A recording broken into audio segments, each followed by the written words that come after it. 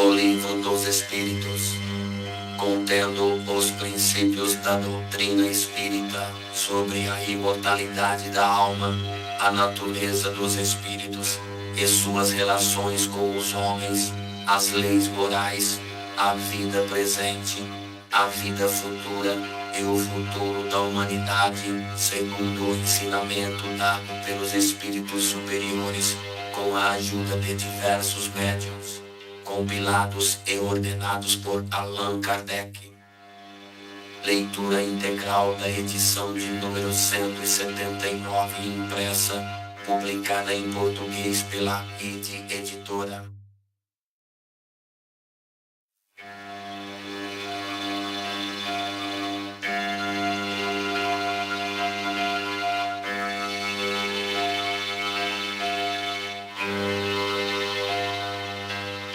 Introdução ao estudo da doutrina espírita.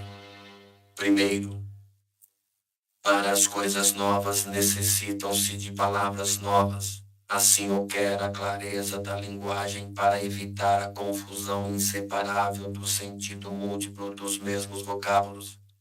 As palavras espiritual, espiritualista, espiritualismo têm uma acepção bem definida. Dar-lhes uma nova para as aplicar à doutrina dos espíritos seria multiplicar as causas já numerosas de anfipologia. Com efeito, o espiritualismo é o oposto do materialismo. Quem crê haver em si outra coisa que a matéria é espiritualista, mas não se segue daí que crê na existência dos espíritos ou em suas comunicações com o mundo visível. Em lugar das palavras espiritual e espiritualismo, empregamos para designar esta última crença as de espírita e de espiritismo, das quais a forma lembra a origem e o sentido radical, e que, por isso mesmo, têm a vantagem de ser perfeitamente inteligíveis, reservando à palavra espiritualismo a sua acepção própria. Diremos, pois, que a doutrina espírita ou o espiritismo tem por princípios as relações do mundo material com os espíritos ou os seres do mundo invisível. Os adeptos do espiritismo serão os espíritas ou, se o quiserem, os espiritistas. Como especialidade, o Livro dos Espíritos contém a doutrina espírita. Como generalidade, ele se prende à doutrina espiritualista, a qual apresenta uma das fases. Tal a razão por que traz no seu cabeçalho as palavras filosofia espiritualista. Segundo, há um outro termo sobre o qual importa igualmente se entender, porque é uma das chaves de abóboda de toda a doutrina moral, e que é objeto de numerosas controvérsias, por falta de uma acepção bem determinada. É a palavra alma. A divergência de opiniões sobre a natureza da alma vem da aplicação particular que cada um faz dessa palavra. Uma língua perfeita, em que cada ideia teria sua representação por um termo próprio, evitaria discussões. Com uma palavra para cada coisa, todo mundo se entenderia. Segundo alguns, a alma é o princípio da vida material orgânica. Ela não tem existência própria e cessa com a vida. É o materialismo puro. Nesse sentido e por comparação, dizem de um instrumento rachado que não produz mais som, que ele não tem alma. Segundo essa opinião, a alma seria um efeito e não uma causa. Outros pensam que a alma é o princípio da inteligência, agente universal do qual cada ser absorve uma porção. Segundo eles, não haveria, por todo o universo, senão uma só alma que distribui centelhas entre os diversos seres inteligentes durante a sua vida. Depois da morte, cada centelha retorna à fonte comum onde se confunde no todo, como os riachos e os rios retornam ao mar de onde saíram. Esta opinião difere da precedente naquilo que, nesta hipótese, há em nós mais que a matéria e que resta alguma coisa depois da morte.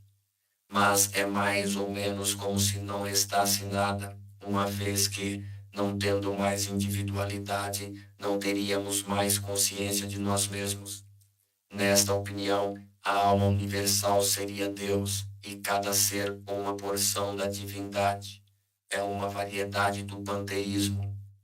Segundo outros, enfim, a alma é um ser moral, distinto, independente da matéria e que conserva sua individualidade depois da morte. Esta acepção é, sem contradita, a mais geral, porque, sob um nome ou sob outro, a ideia deste ser que sobrevive ao corpo se encontra no estado da crença instintiva e, independentemente de todo ensinamento, entre todos os povos, qualquer que seja o grau de sua civilização. Esta doutrina, segundo a qual a alma é a causa e não o efeito, é a dos espiritualistas. Sem discutir o mérito dessas opiniões, e nelas não considerando senão o lado linguístico da coisa, diremos que essas três aplicações da palavra alma constituem três ideias distintas que reclamam cada uma um termo diferente. Essa palavra, pois, tem uma tríplice acepção, e cada um tem razão em seu ponto de vista na definição que dá. O erro é a língua não ter senão uma palavra para três ideias. Para evitar todo equívoco, precisar-se-ia restringir a acepção da palavra alma a uma dessas três ideias. A escolha é indiferente, tudo está em se entender, é um processo de convenção. Cremos mais lógico tomá-la em sua acepção mais vulgar. Por isso chamamos alma ao ser imaterial e individual que reside em nós e sobrevive ao corpo. Ainda que esse ser não existisse e não fosse senão um produto da imaginação, seria preciso assim mesmo um termo para designá-lo. Na falta de uma palavra especial para cada uma das duas outras acepções, chamaremos princípio vital ou princípio da vida material e orgânica, qualquer que lhe seja a fonte e que é comum a todos os seres vivos, desde as plantas até o homem. A vida podendo existir, a abstração feita da faculdade de pensar, o princípio vital é uma coisa distinta e independente. A palavra vitalidade não dá a mesma ideia. Para alguns, o princípio vital é uma propriedade da matéria, um efeito que se produz quando a matéria se encontra em certas circunstâncias dadas. Segundo outros, e é a ideia mais comum, ele reside num fluido especial, universalmente espalhado e do qual cada ser absorve e assimila uma parte durante a vida, como vemos os corpos inertes absorverem a luz. Esse seria, então, o fluido vital, que, segundo certas opiniões, não seria outro que o fluido elétrico animalizado, designado também sob os nomes de fluido magnético, fluido nervoso, etc.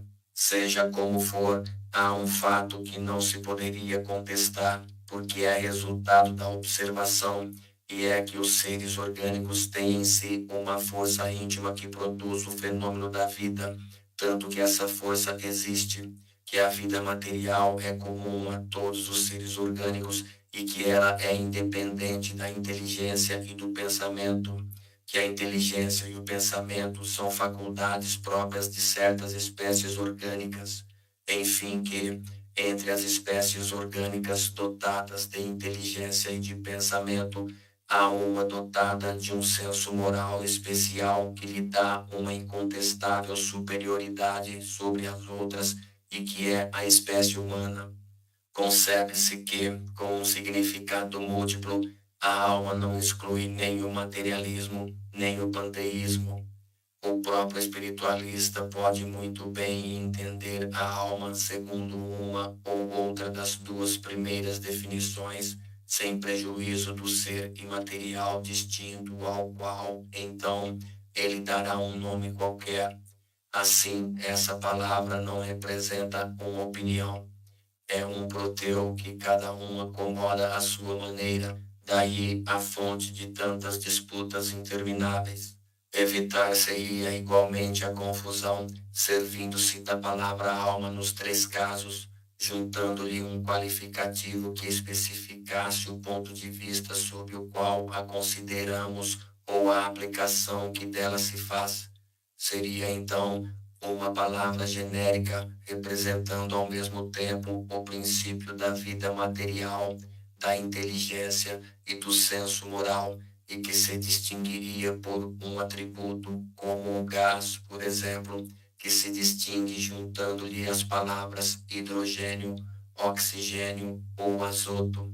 Poder-se-ia então dizer, e talvez fosse o melhor, a alma vital para o princípio da vida material, a alma intelectual para o princípio da inteligência e a alma espírita para o princípio da nossa individualidade depois da morte. Como se vê, tudo isso é uma questão de palavras, mas uma questão muito importante para se entender. Segundo isso, a alma vital seria comum a todos os seres orgânicos, plantas, animais e homens. A alma intelectual seria a própria dos animais e homens, e a alma espírita pertenceria somente ao homem. Acreditamos dever insistir tanto mais sobre essas explicações quanto a doutrina espírita repousa naturalmente sobre a existência em nós de um ser independente da matéria e sobrevivente ao corpo. A palavra alma, devendo aparecer frequentemente no curso desta obra, importava ser fixada no sentido que lhe atribuímos, a fim de evitar qualquer equívoco. Vamos agora ao objeto principal desta instrução preliminar.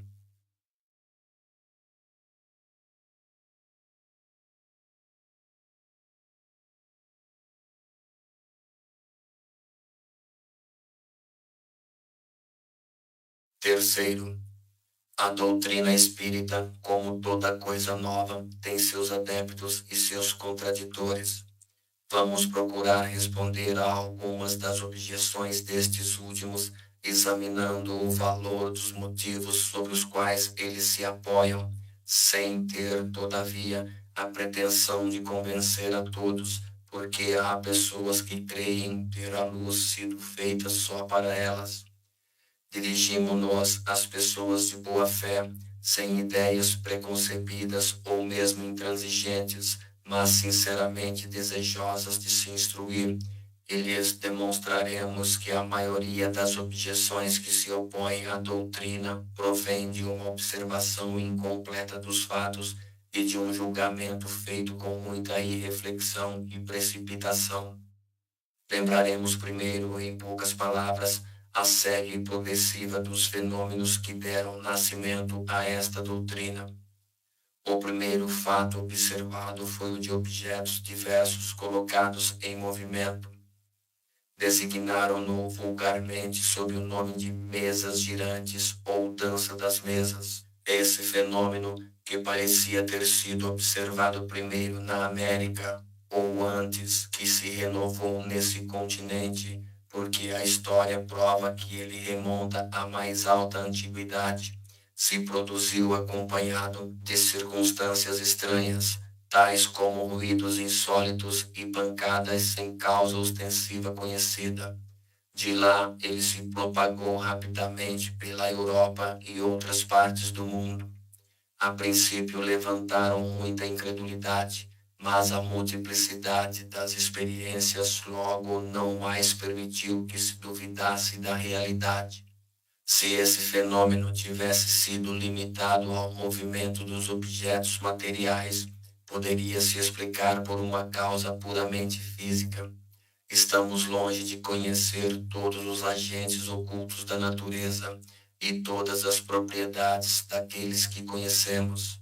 A eletricidade, aliás, multiplica cada dia ao infinito os recursos que proporciona ao homem e parece dever iluminar a ciência com uma nova luz. Não haveria, pois, nada impossível em que a eletricidade, modificada por certas circunstâncias ou outro agente desconhecido, fosse a causa desse movimento. A reunião de várias pessoas, aumentando a força de ação, parecia apoiar essa teoria, porque se poderia considerar esse conjunto como uma pilha múltipla da qual a força está na razão do número de elementos. O movimento circular não tinha nada de extraordinário. Está na natureza. Todos os astros se movem circularmente. Poderíamos, pois, ter em ponto pequeno um reflexo do movimento geral do universo, ou, melhor dizendo, uma causa até então desconhecida poderia produzir, acidentalmente, com pequenos objetos e em dadas circunstâncias, uma corrente análoga à que arrasta os mundos. Mas o movimento não era sempre circular.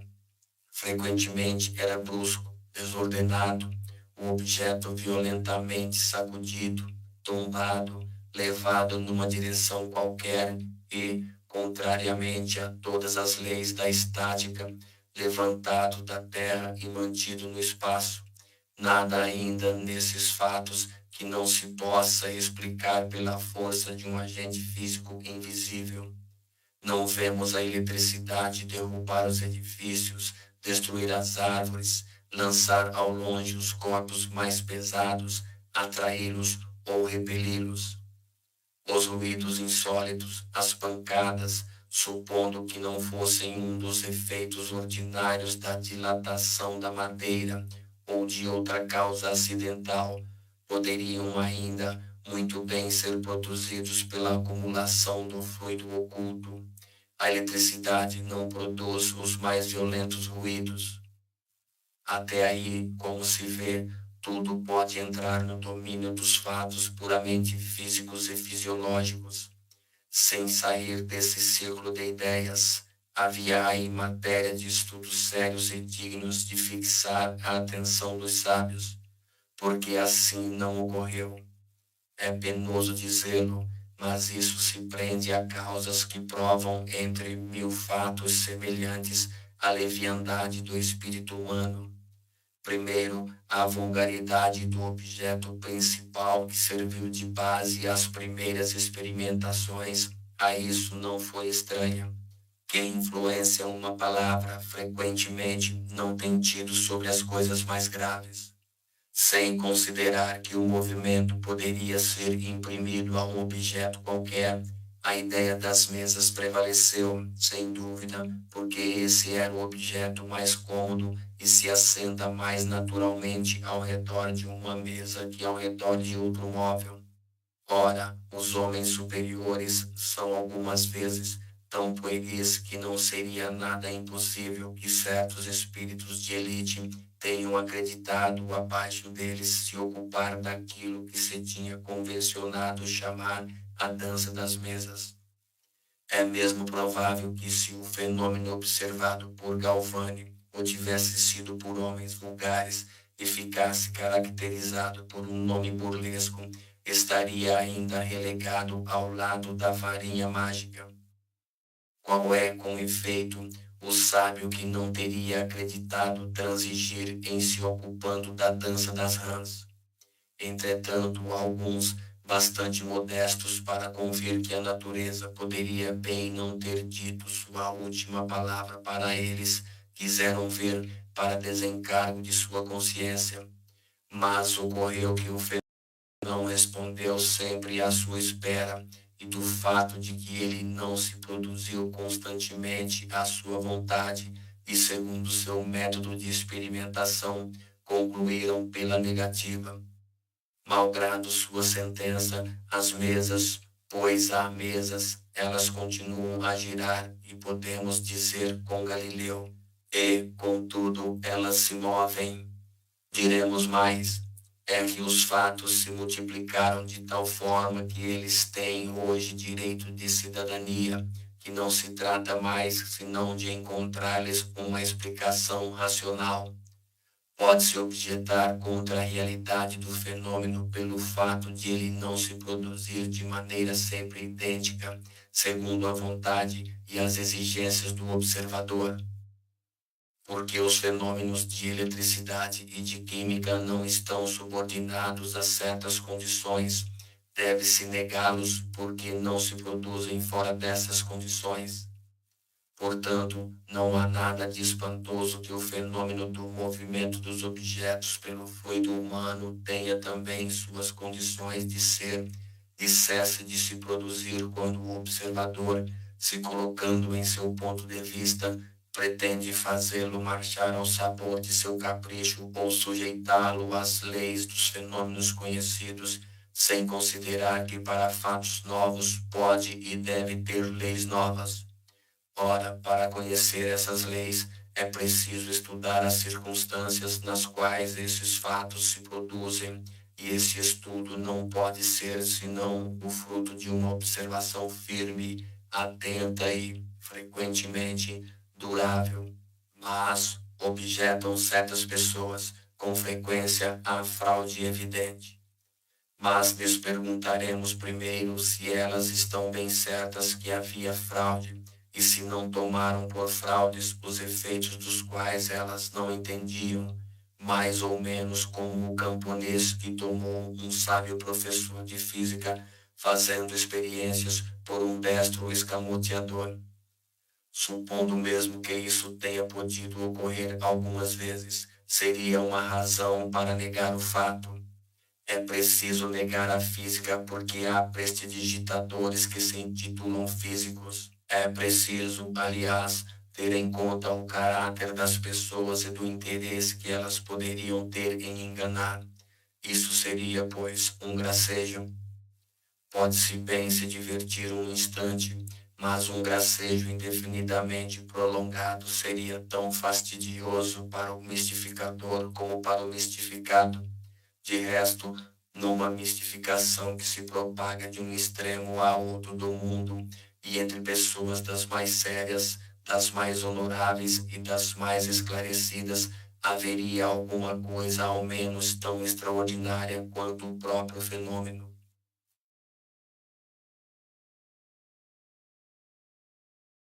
Quarto, se os fenômenos que nos ocupam fossem limitados ao movimento dos objetos, teriam ficado, como o dissemos, no domínio das ciências físicas, mas não foi assim. Cabia-lhes nos colocar sobre o caminho de fatos de uma ordem estranha. Acreditou-se descobrir, não sabemos por qual iniciativa, que o impulso dado aos objetos não era somente o produto de uma força mecânica cega, mas que havia nesse movimento a intervenção de uma causa inteligente. Este caminho, uma vez aberto, era um campo todo novo de observações. Era o véu levantado sobre muitos mistérios. Há nisso, com efeito, uma força inteligente. Tal é a questão. Se essa força existe, qual é ela? Qual a sua natureza, a sua origem?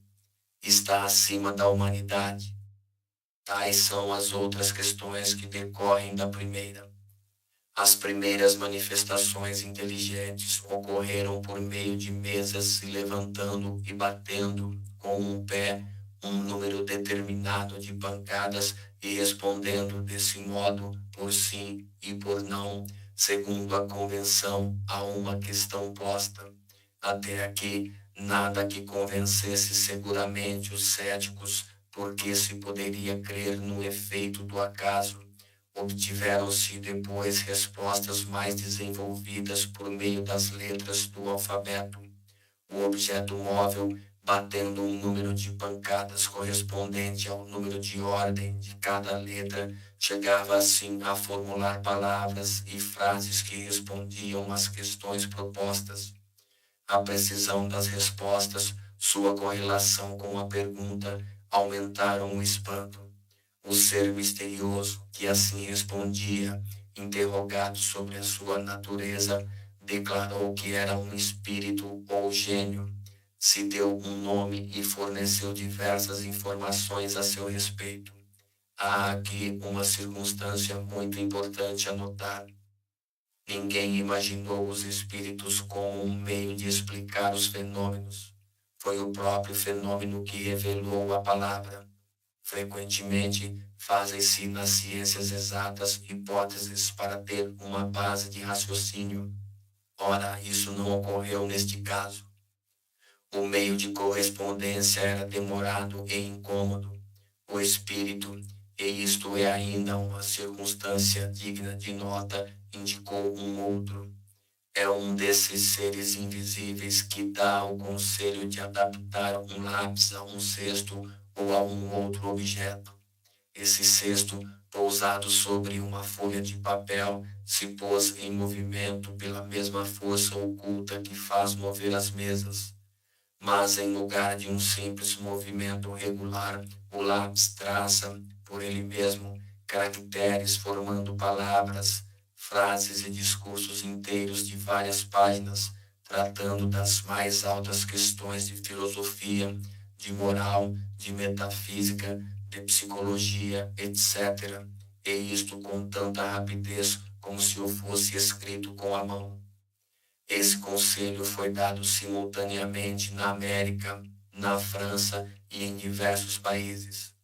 Eis os termos pelos quais ele foi dado em Paris a 10 de junho de 1853 a um dos mais ardentes adeptos da doutrina que, já há vários anos, desde 1849, se ocupava com a evocação dos espíritos. Vá pegar no quarto ao lado o pequeno cesto, prenda nele um lápis, coloque-o sobre um papel, coloque os dedos sobre a borda. Alguns instantes depois, o cesto se pôs em movimento e o lápis escreveu, muito visivelmente, esta frase: O que vos digo aqui, eu vos proíbo expressamente de o dizer a alguém. A próxima vez que escrever, escreverei melhor. O objeto ao qual se adapta o lápis, não sendo senão um instrumento, sua natureza e sua forma são completamente indiferentes. Procurou-se sua mais cômoda disposição. É assim que muitas pessoas fazem uso de uma pequena prancheta. O cesto ou a prancheta não podem ser postos em movimento senão sob a influência de certas pessoas dotadas, a esse respeito, de uma força especial e que são designadas com o nome de médiuns, quer dizer, meios ou intermediários entre os espíritos e os homens. As condições que dão essa força especial prendem-se a causas ao mesmo tempo físicas e morais, ainda imperfeitamente conhecidas, porque são encontrados médiuns de todas as idades, de ambos os sexos e em todos os graus de desenvolvimento intelectual. Essa faculdade, de resto, se desenvolve pelo exercício. Quinto, mais tarde se reconheceu que o cesto e a prancheta, na realidade, não formavam senão um apêndice da mão, e o médium, tomando diretamente o lápis, se pôs a escrever por um impulso involuntário e quase febril. Por esse meio, as comunicações tornaram-se mais rápidas, mais fáceis e mais completas. É hoje o mais difundido, tanto mais que o número de pessoas dotadas dessa aptidão é muito considerável e se multiplica todos os dias. A experiência, enfim, fez conhecer várias outras variedades na faculdade medianímica, e soube-se que as comunicações poderiam igualmente ter lugar pela palavra, pelo ouvido, pela vista, pelo tato, etc., e mesmo pela escrita direta dos espíritos, quer dizer, sem o concurso da mão do médium, nem do lápis. Obtido o fato, um ponto essencial ficava a constatar: o papel do médium nas respostas e a parte que ele pode nelas tomar, mecânica e moralmente. Duas circunstâncias capitais, que não poderiam escapar a um observador atento, podem resolver a questão. A primeira é o modo pelo qual o sexto se move sob sua influência, pela só imposição dos dedos sobre a borda. O exame demonstra a impossibilidade de uma direção qualquer. Essa impossibilidade torna-se sobretudo patente quando duas ou três pessoas se colocam, ao mesmo tempo, no mesmo cesto. Seria preciso entre elas uma coordenação de movimentos verdadeiramente fenomenal. Precisaria mais concordância de pensamentos para que pudessem se entender sobre a resposta a dar para a questão proposta.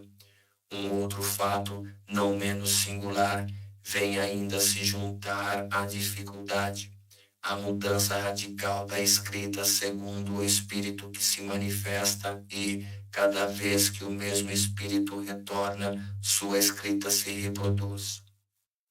Seria preciso, pois, que o médium se aplicasse a mudar sua própria caligrafia de 20 maneiras diferentes e, sobretudo, que ele pudesse se lembrar da que pertence a este ou aquele espírito.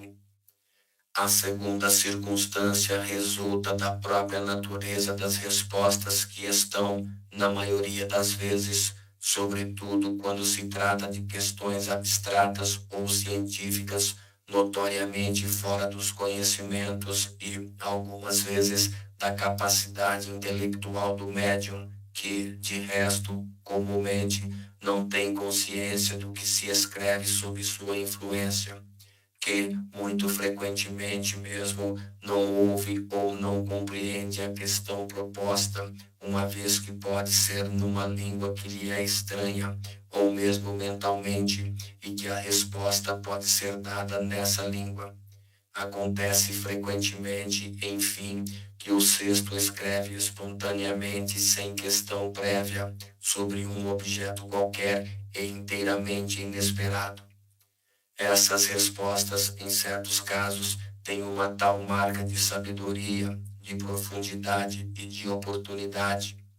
Revelam pensamentos tão elevados, tão sublimes, que não poderiam emanar senão de uma inteligência superior, marcada pela mais pura moralidade. Outras vezes são tão levianas, tão frívolas, tão triviais mesmo, que a razão se recusa a crer que possam proceder da mesma fonte. Essa diversidade de linguagens não pode se explicar senão pela diversidade de inteligências que se manifestam. Essas inteligências estão na humanidade ou fora dela. Tal é o ponto a esclarecer e do qual se encontrará explicação completa nesta obra, tal como foi dada pelos próprios Espíritos.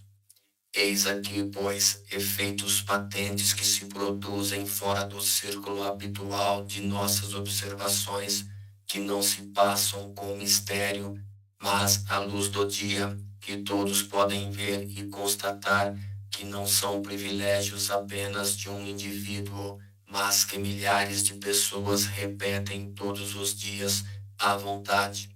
Esses efeitos têm necessariamente uma causa, e do momento que eles revelam a ação de uma inteligência e de uma vontade, saem do domínio puramente físico. Várias teorias foram emitidas a esse respeito. Examiná-las-emos todas em sua hora, e veremos se elas podem fornecer a razão de todos os fatos que se produzem. Admitamos até lá a existência de seres distintos da humanidade, uma vez que tal é a explicação fornecida pelas inteligências que se revelam, e vejamos o que nos dizem.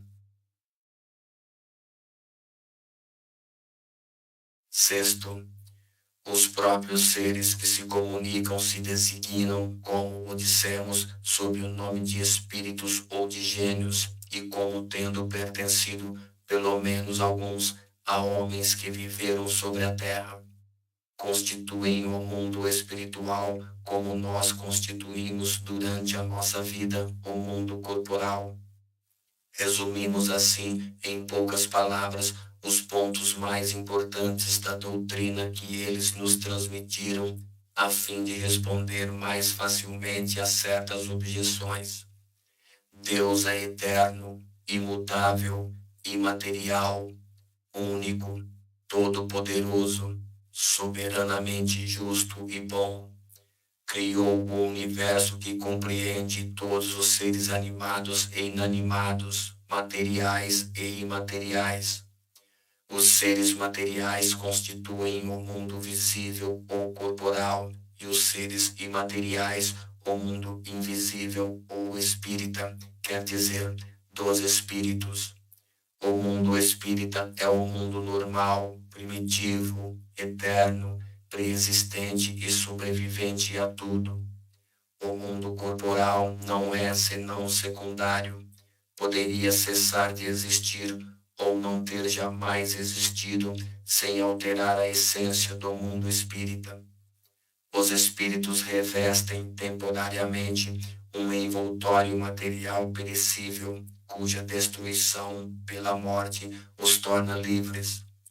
Entre as diferentes espécies de seres corpóreos, Deus escolheu a espécie humana para a encarnação dos espíritos que atingiram um certo grau de desenvolvimento, o que lhe dá a superioridade moral e intelectual sobre os outros. A alma é um espírito encarnado, do qual o corpo não é senão um envoltório. Há no homem três coisas. Primeiro, o corpo ou ser material análogo aos dos animais e animado pelo mesmo princípio vital. Segundo, a alma ou ser imaterial, espírito encarnado no corpo. Terceiro, o laço que une a alma ao corpo, princípio intermediário entre a matéria e o espírito. O homem tem assim duas naturezas. Pelo corpo, participa da natureza dos animais, dos quais tem o instinto. Pela alma, participa da natureza dos espíritos. O laço ou perispírito que une o corpo e o espírito é uma espécie de envoltório semimaterial. A morte é a destruição do envoltório mais grosseiro. O espírito conserva o segundo, que constitui para ele um corpo etéreo, invisível para nós no estado normal, mas que pode, acidentalmente, tornar-se visível e mesmo tangível, como ocorre no fenômeno das aparições. O espírito não é assim um ser abstrato, indefinido, que só o pensamento pode conceber. É um ser real, circunscrito, que, em certos casos, é apreciado pelos sentidos da visão, audição e tato. Os espíritos pertencem a diferentes classes e não são iguais nem em força, nem em inteligência, nem em saber, nem em moralidade. Os da primeira ordem são os espíritos superiores, que se distinguem dos outros pela sua perfeição, seus conhecimentos, sua aproximação de Deus, a pureza de seus sentimentos e seu amor ao bem. São os anjos ou espíritos puros. As outras classes se distanciam cada vez mais dessa perfeição. Os das classes inferiores são inclinados à maioria das nossas paixões: o ódio, a inveja, o ciúme, o orgulho, etc. Eles se comprazem no mal. Entre eles há os que não são nem muito bons, nem muito maus, mais trapalhões e importunos que maus. A malícia e as inconsequências parecem ser sua diversão. São os espíritos estouvados ou levianos. Os espíritos não pertencem perpetuamente à mesma ordem. Todos progridem, passando por diferentes graus de hierarquia espírita. Esse progresso ocorre pela encarnação, que é imposta a uns como expiação e a outros como missão. A vida material é uma prova que devem suportar por várias vezes, até que hajam alcançado a perfeição absoluta. É uma espécie de exame severo ou depurador, de onde eles saem mais ou menos purificados. Deixando o corpo, a alma reentra no mundo dos espíritos, de onde havia saído, para retomar uma nova existência material, depois de um lapso de tempo mais ou menos longo, durante o qual permanece no estado de espírito errante.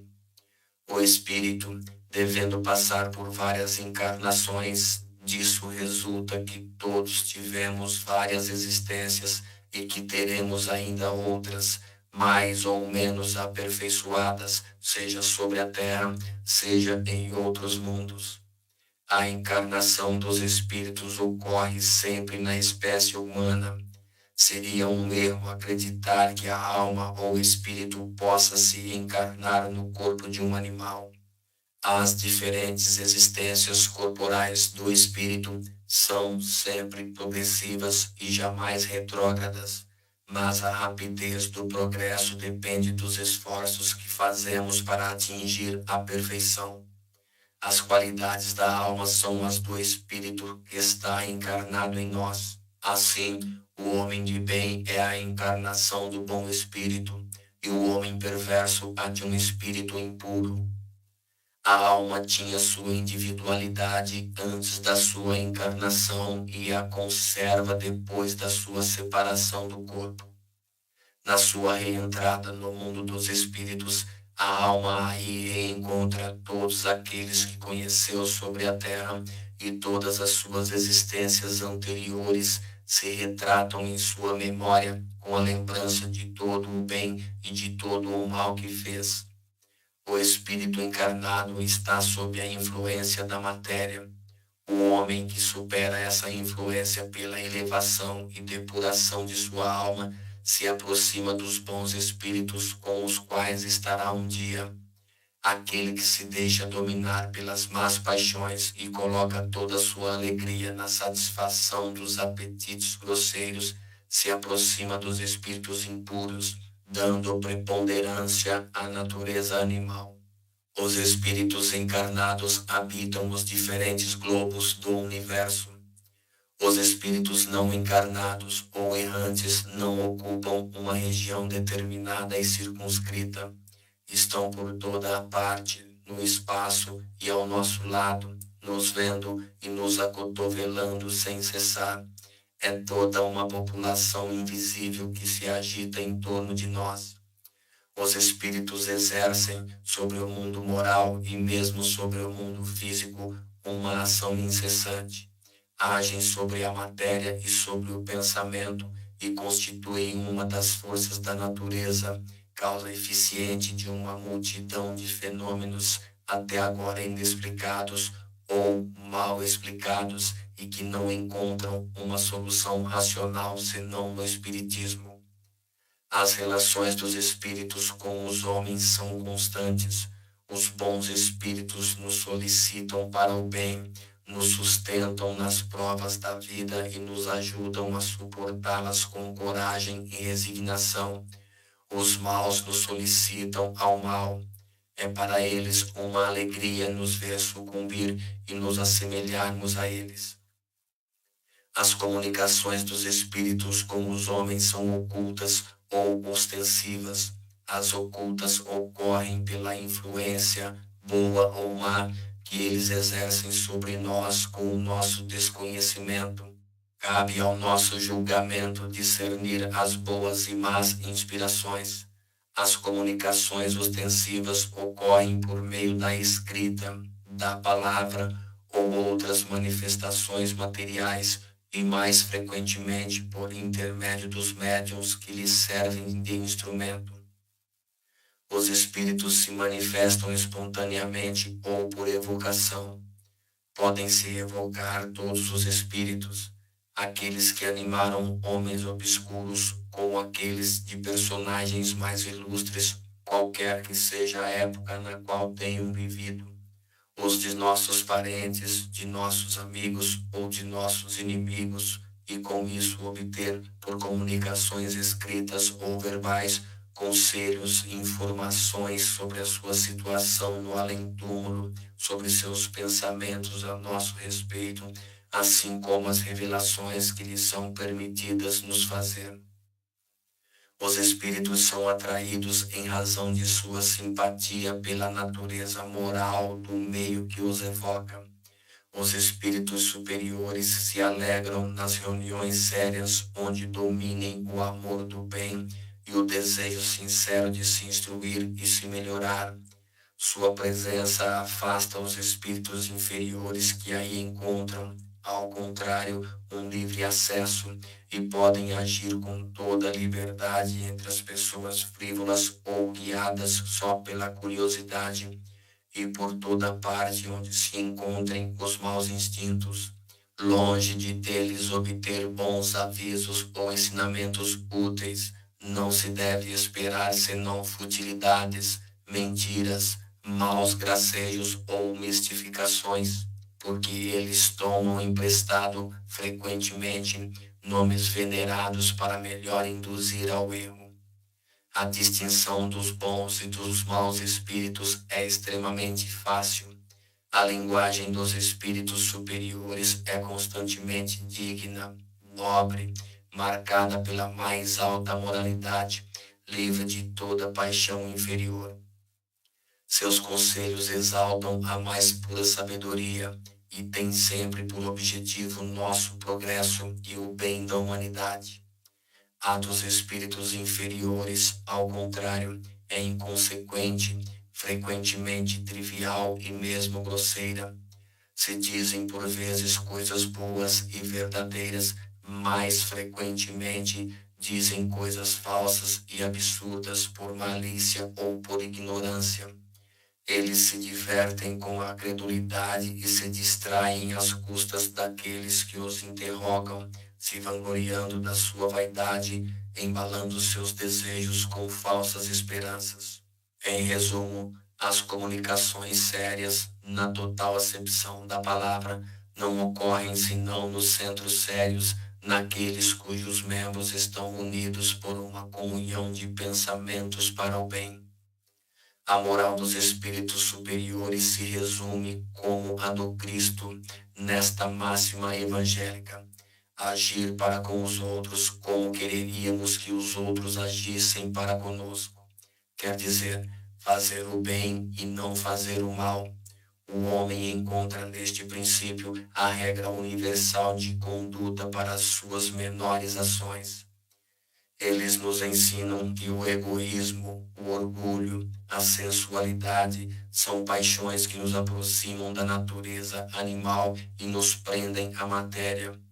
Que o homem que, desde este mundo, se desliga da matéria pelo desprezo das futilidades mundanas e, pelo amor ao próximo, se aproxima da natureza espiritual. Que cada um de nós deve se tornar útil segundo suas faculdades e os meios que Deus colocou entre suas mãos para o provar. Que o forte e o poderoso devem apoio e proteção ao fraco, porque aquele que abusa de sua força e do seu poder para oprimir seu semelhante viola a lei de Deus.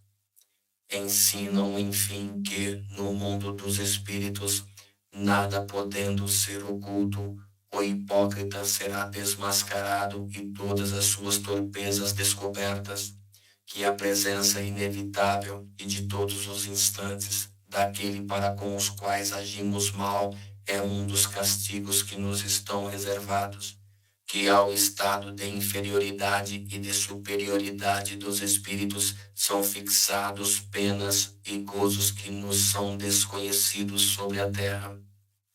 Mas eles nos ensinaram também que não há faltas irremissíveis e que não possam ser apagadas pela expiação.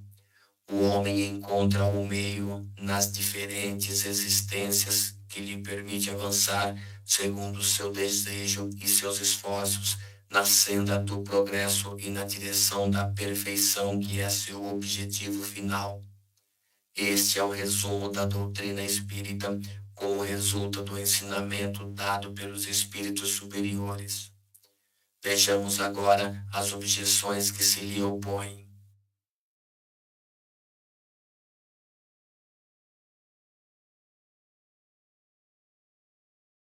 Sétimo, para muitas pessoas, a oposição dos cientistas, se não é uma prova, é pelo menos uma forte presunção contrária. Não somos daqueles que se levantam contra os sábios porque não queremos que digam que os insultamos. Temos-los, ao contrário, em grande estima, e seríamos muito honrados de estarem, mas sua opinião não poderia ser, em todas as circunstâncias, um julgamento irrevogável. Desde que a ciência sai da observação material dos fatos e trata de apreciar e de explicar esses fatos, o campo está aberto às conjecturas. Cada um traz seu pequeno sistema e quer fazer prevalecer, e o sustenta com obstinação. Não vemos todos os dias as opiniões mais divergentes alternativamente preconizadas e rejeitadas, logo repelidas como erros absurdos, depois proclamadas como verdades incontestáveis.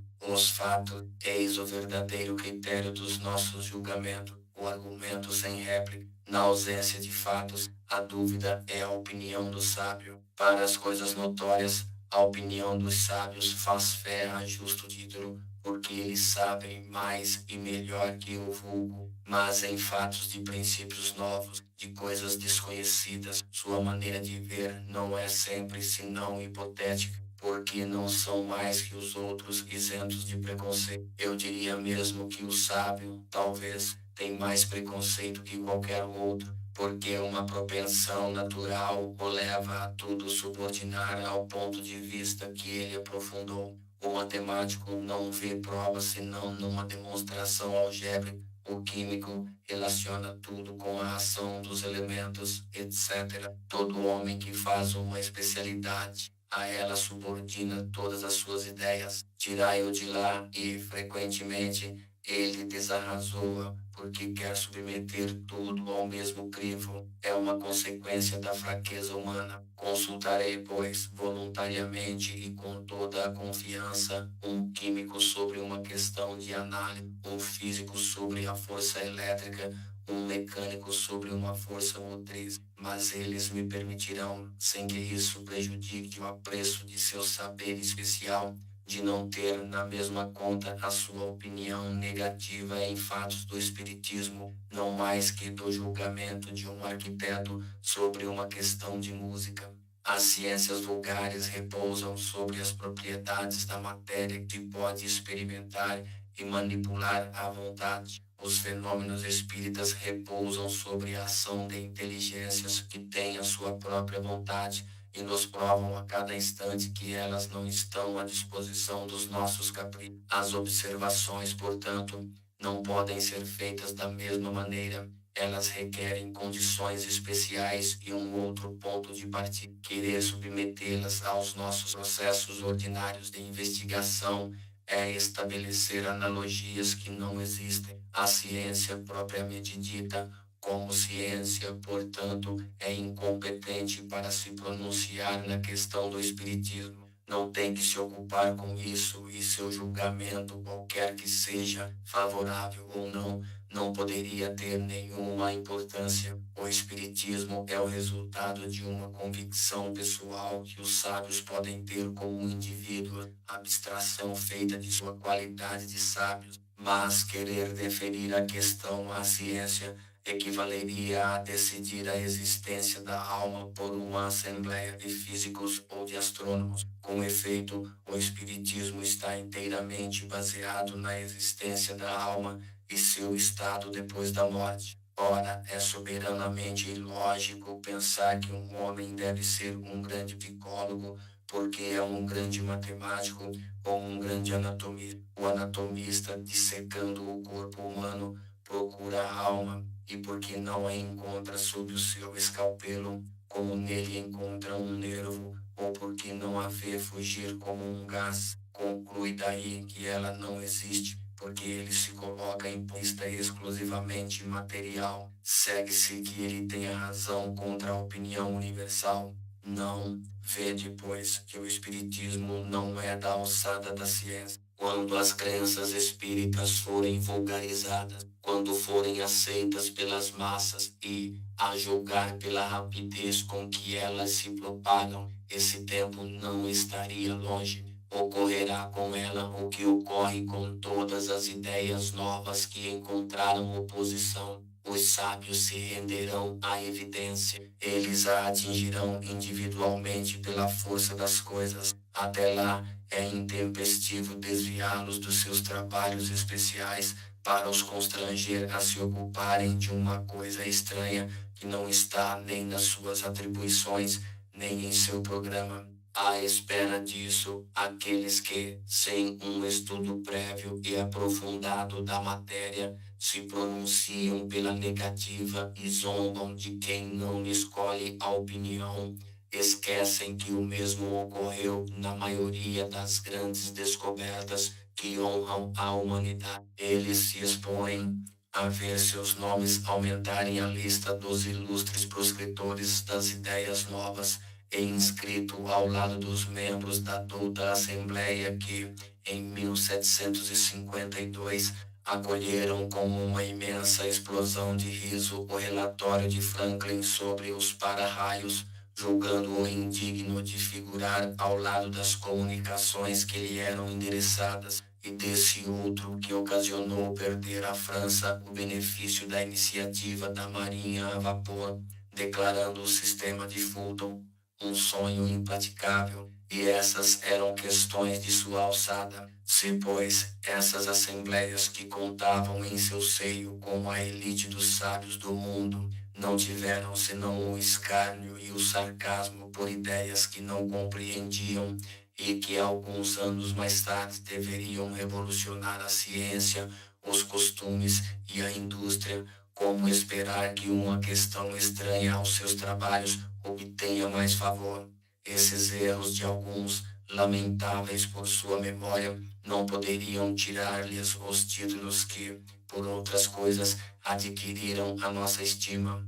Mas é necessário um diploma oficial para ter bom senso, e não se contam fora das poltronas acadêmicas, senão tolos e imbecis. Que se analisem os adeptos da doutrina espírita e se verá se nela não se encontram senão ignorantes, e se o número imenso de homens de mérito que o abraçaram permite-se a relegue ao nível das crenças vulgares. O caráter e o saber desses homens valem bem o que se disse, uma vez que eles afirmam, é preciso ao menos que haja alguma coisa. Repetimos ainda que se os fatos que nos ocupam se encerrassem no movimento mecânico dos corpos, a procura da causa física desse fenômeno entraria no domínio da ciência.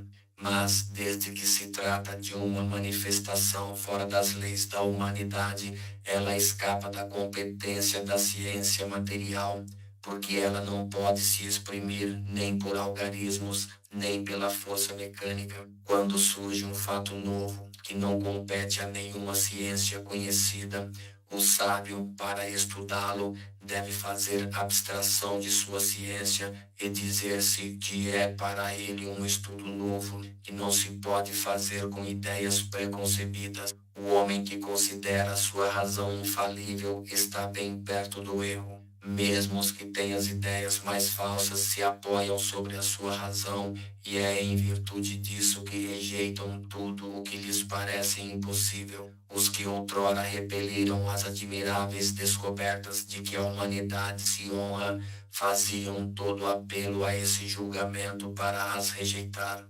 Ao que se chama razão, frequentemente, não é senão orgulho disfarçado, e quem quer que se creia infalível se coloca como igual a Deus. Dirigimo-nos, pois, àqueles que são bastante sábios para duvidar daquilo que não viram, e que, julgando o futuro pelo passado, não creiam que o homem tenha alcançado seu apogeu, nem que a natureza tenha virado para ele a última página de seu livro. Oitavo, acrescentemos que o estudo de uma doutrina, tal como a doutrina espírita, que nos lança de repente numa ordem de coisas tão novas e tão grandes, não pode ser feito com resultado senão por homens sérios, perseverantes, isentos de prevenções e animados de uma firme e sincera vontade de atingir um resultado. Não poderíamos dar essa qualificação àqueles que julgam, a priori, levianamente e sem ter visto tudo, que não dão aos seus estudos nem a continuidade, nem a regularidade, nem o recolhimento necessários. Saberíamos menos ainda dá-la a certas pessoas que, para não faltar à sua reputação de pessoas de espírito, se empenham em procurar um lado burlesco nas coisas mais verdadeiras, ou julgadas tais por pessoas cujo saber, caráter e convicção dão direito ao respeito de quem se vangloria de educado. Portanto, aqueles que não julgam os fatos dignos deles e da sua atenção, que se abstenham. Ninguém sonha violentar suas crenças, mas que queiram, pois, respeitar a dos outros. O que caracteriza um estudo sério é a continuidade que se lhe dá.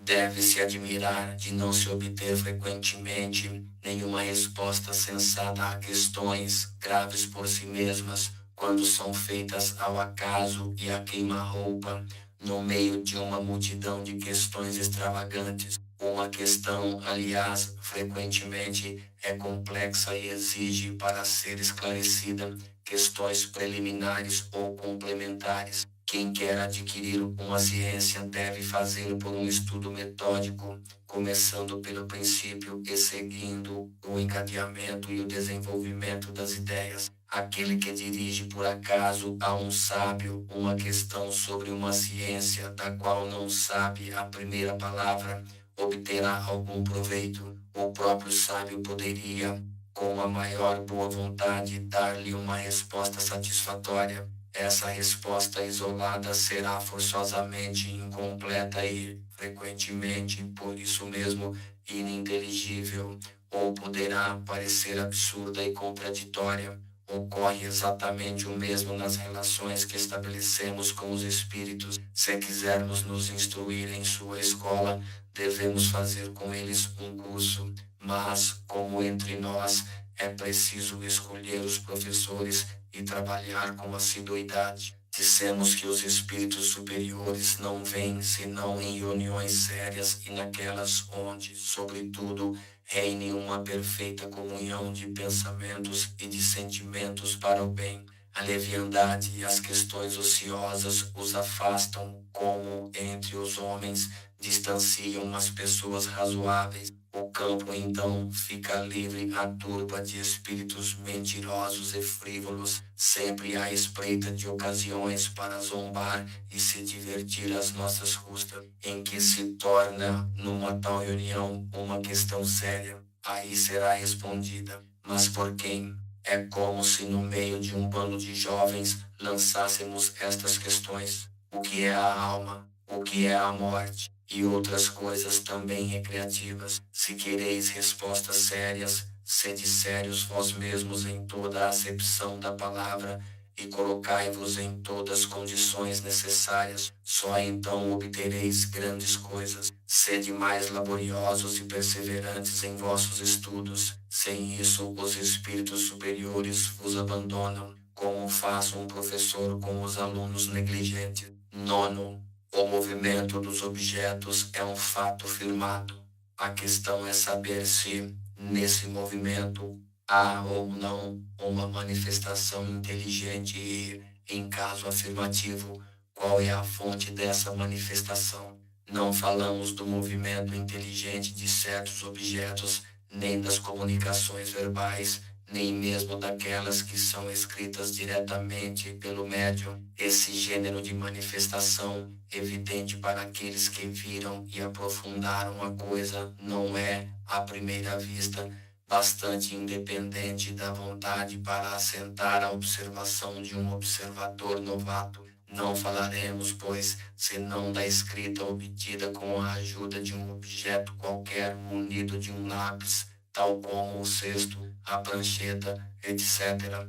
A maneira pela qual os dedos do médium pousam sobre o objeto desafia, como o dissemos, a destreza mais completa de poder participar, em que, ou seja, no traçado dos caracteres, mas admitamos ainda que por uma agilidade maravilhosa ele possa enganar o olhar mais perscrutador. Como explicar a natureza das respostas quando elas estão fora de todas as ideias e de todos os conhecimentos do médium? E note-se que não se trata de respostas monossilábicas, mas, frequentemente, de várias páginas escritas com a mais espantosa rapidez, seja espontaneamente, seja sobre um assunto determinado. Sob a mão do médium, mais estranho à literatura, nascem algumas vezes poesias de uma sublimidade e de uma pureza irrepreensíveis, e que não renegariam os melhores poetas humanos. O que se adita ainda à estranheza desses fatos é que eles se produzem por toda parte e que os médios se multiplicam ao infinito. São esses fatos reais ou não? Para isso não temos senão uma coisa a responder: vede e observai. As ocasiões não vos faltarão, mas, sobretudo, observai com frequência, por longo tempo, e segundo as condições necessárias. Diante da evidência que respondem os antagonistas, sois, dizem eles, vítimas do charlatanismo ou joguetes de uma ilusão. Diremos primeiro que é preciso afastar a palavra charlatanismo de onde não há proveito. Os charlatães não fazem seu trabalho de graça. Seria, pois, tudo no mais uma mistificação. Mas por que estranha coincidência esses mistificadores se teriam entendido de um extremo ao outro do mundo para agir da mesma maneira, produzir os mesmos efeitos e dar sobre os mesmos assuntos e em línguas diversas respostas idênticas, se não quanto às palavras, ao menos quanto ao sentido, como pessoas graves, sérias, honradas, instruídas se prestariam a semelhantes manobras e com que fim? Como encontrar-se entre as crianças a paciência e a habilidade necessárias? Porque se os médiuns não são instrumentos passivos, lhes é preciso uma habilidade e conhecimentos incompatíveis com certa idade e certas posições sociais. Então acrescentam que, se não há fraude, os dois lados podem ser vítimas de uma ilusão. Em boa lógica, a qualidade dos testemunhos tem um certo peso. Ora, está aqui o caso de se perguntar se a doutrina espírita, que conta hoje seus adeptos aos milhares, não os recruta senão entre os ignorantes. Os fenômenos sobre os quais ela se apoia são tão extraordinários que concebemos a dúvida. Mas o que não se poderia admitir é a pretensão de certos incrédulos ao monopólio do bom senso e que, sem respeito pelas conveniências ou o valor moral de seus adversários, taxam sem cerimônia de ineptos todos aqueles que não têm a sua opinião. Aos olhos de toda pessoa judiciosa, a opinião das pessoas esclarecidas que por muito tempo viram, estudaram e meditaram uma coisa, será sempre senão uma prova, ao menos uma presunção em seu favor, uma vez que pode fixar a atenção de homens sérios que não têm nenhum interesse em propagar um erro, nem tempo a perder com futilidades. Décimo, entre as objeções, há as mais sutis, pelo menos na aparência, porque tiradas da observação e feitas por pessoas graves. Uma das objeções é tirada da linguagem de certos espíritos que não parece digna da elevação que se supõe aos seres sobrenaturais. Se se quer referir-se ao resumo da doutrina que apresentamos por cima, aí se verá, os próprios espíritos nos ensinam que eles não são iguais, nem em conhecimentos, nem em qualidades morais, e que não se deve tomar ao pé da letra tudo o que eles dizem. Cabe às pessoas sensatas distinguir os bons dos maus espíritos. Seguramente aqueles que tiram desse fato a consequência de que nós não temos contato senão com seres malfazejos, cuja única ocupação é a de nos mistificarem, não têm conhecimentos das comunicações que ocorrem nas reuniões, onde não se manifestam senão espíritos superiores. De outro modo não pensariam assim. É deplorável que o acaso os tenha servido tão mal, por não lhes mostrar senão o lado mal do mundo espírita, porque queremos supor que uma tendência simpática atrai para eles os maus espíritos, antes que os bons, os espíritos mentirosos, ou aqueles cuja linguagem é revoltante de grosseria.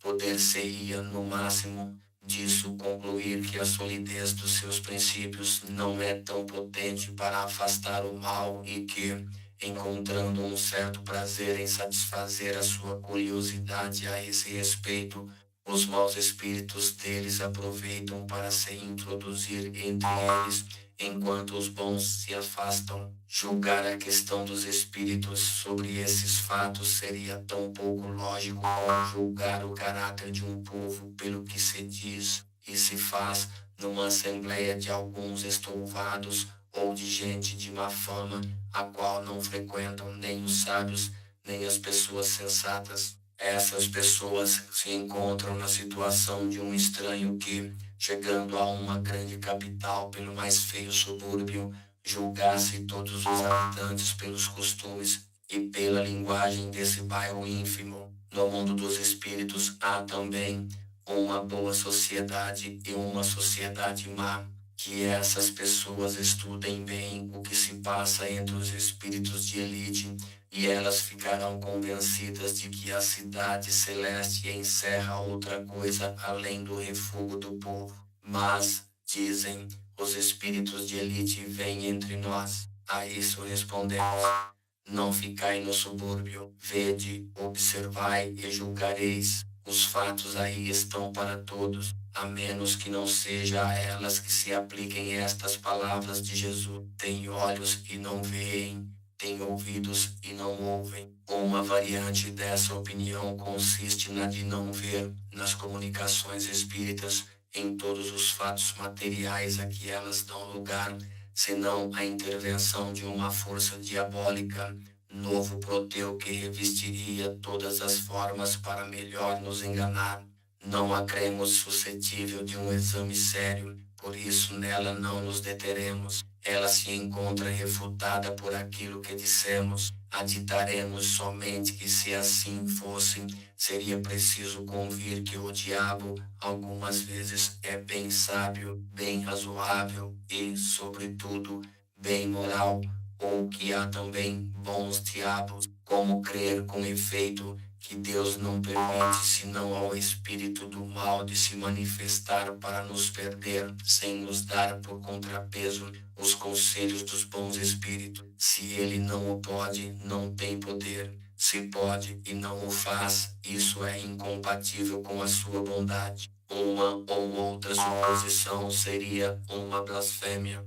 Notai que admitir a comunicação dos maus espíritos é reconhecer o princípio das manifestações. Ora, do momento que elas existem, isso não pode ser senão com a permissão de Deus. Como crer sem impiedade que ele não permite senão o mal com exclusão do bem? Uma tal doutrina é contrária às mais simples noções do bom senso e da religião. 11º. Uma coisa bizarra acrescentam é que não se fala senão com espíritos de personagens conhecidas, e pergunta-se por que só eles se manifestam. É um erro proveniente, como muitos outros, de uma observação superficial. Entre os espíritos que vêm espontaneamente, há mais desconhecidos para nós do que ilustres, que se designam por um nome qualquer e, frequentemente, por um nome alegórico ou característico. Quanto àqueles que se evocam, a menos que não seja um parente ou amigo, é bastante natural que se dirija àqueles que se conhecem mais do que àqueles que não se conhecem. O nome de personagens ilustres impressiona mais, e e é por isso que são mais notados.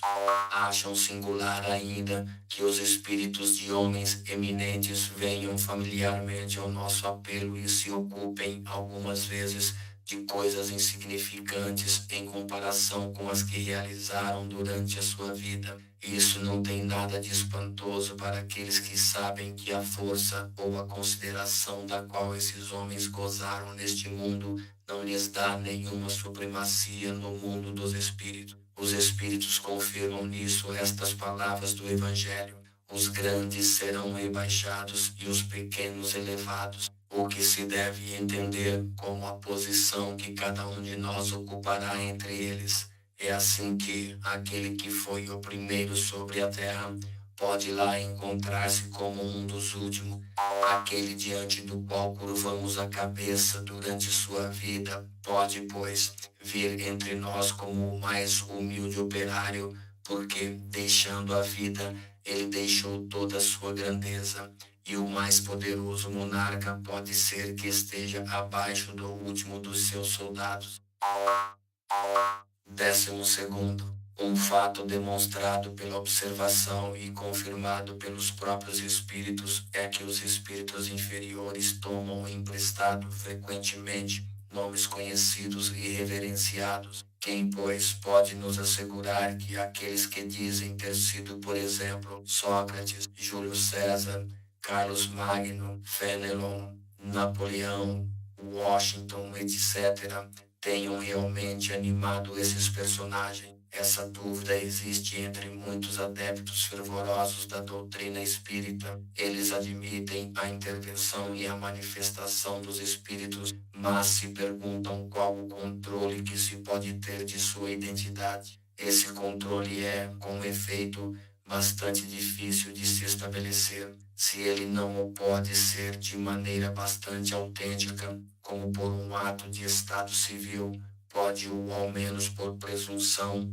depois de certos indícios. Quando o espírito de qualquer um que nos é pessoalmente conhecido se manifesta, um parente ou um amigo, por exemplo, sobretudo se morreu há pouco tempo, ocorre em geral que sua linguagem está em relação perfeita com o caráter que lhe conhecemos. É já um indício de identidade, mas a dúvida não é quase mais permitida quando esse espírito fala de coisas íntimas, lembra de circunstâncias de família que não são conhecidas senão do interlocutor. Um filho não se equivocaria seguramente com a linguagem de seu pai e de sua mãe, nem os pais sobre a dos seus filhos. Passam-se algumas vezes, nessas espécies de evocações íntimas, coisas surpreendentes de natureza a convencer o mais incrédulo. O cético mais endurecido frequentemente fica assombrado com as revelações inesperadas que lhe são feitas.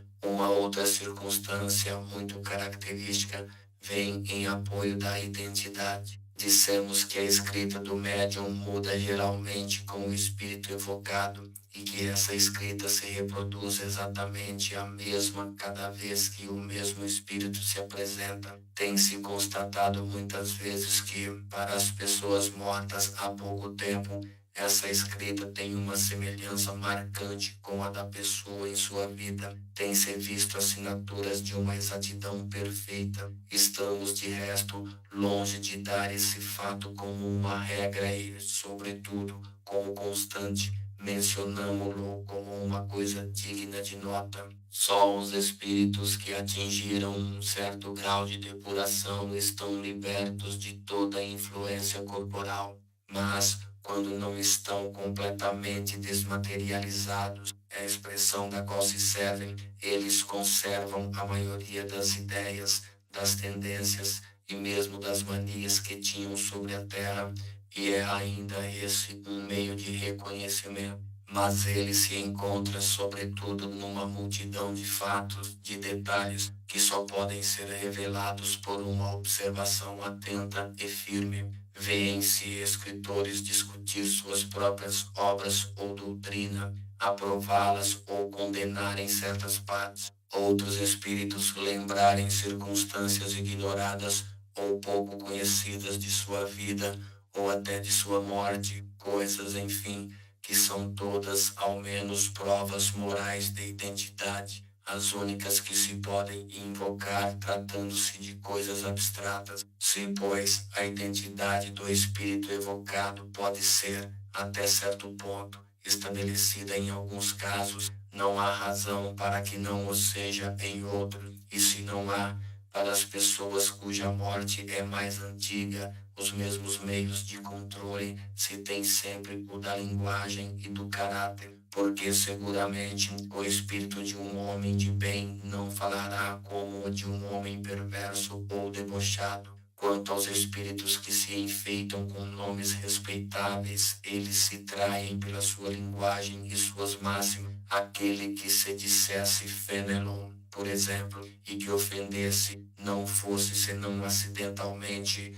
o bom senso e a moral, mostraria por isso a fraude. Se, ao contrário, os pensamentos que ele exprime são sempre puros, sem contradição, e constantemente à altura do caráter de Fenelon, não há motivos para duvidar da sua identidade. De outro modo, seria preciso supor que um espírito que não prega senão o bem, pode conscientemente empregar a mentira, e isso sem utilidade. A experiência nos ensina que os espíritos do mesmo grau, do mesmo caráter e animados dos mesmos sentimentos se reúnem em grupos e famílias. Ora, o número de espíritos é incalculável e estamos longe de conhecer a todos. A maioria não tem mesmo nome para nós. Um espírito da categoria de Fenelon pode, pois, vir em seu lugar frequentemente, mesmo enviado por ele como mandatário. Ele se apresenta sob o seu nome porque lhe é idêntico e pode substituí-lo,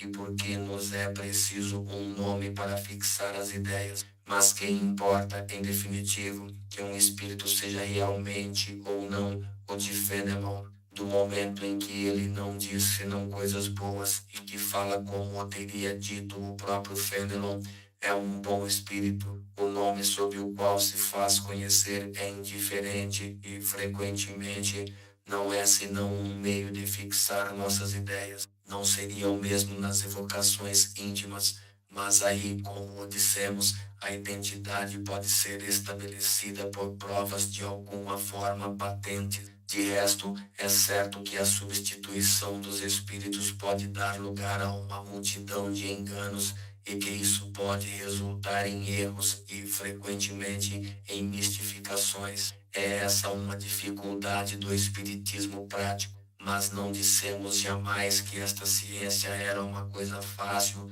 nem que se podia aprendê-la brincando. Não mais que nenhuma outra ciência, não será demasiado repetir.